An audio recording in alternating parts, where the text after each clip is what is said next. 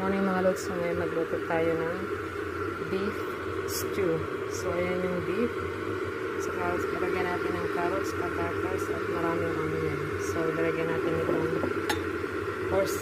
Worcester sauce, saka paminta at saka beef broth.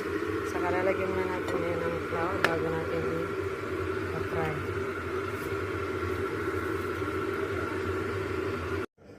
So ilagay muna natin ito. Prito natin sandali.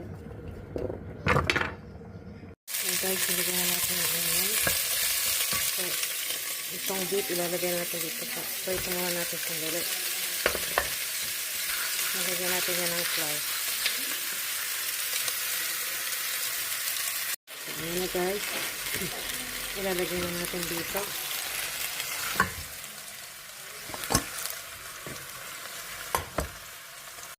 Ito lagyan natin ito. Nili sauce.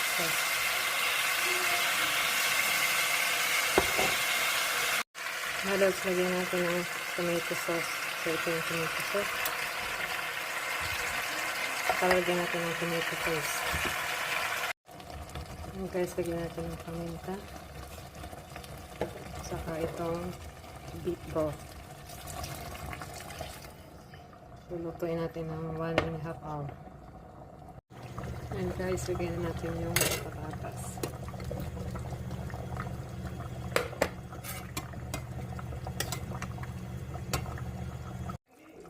Yan mga lods, luto na siya.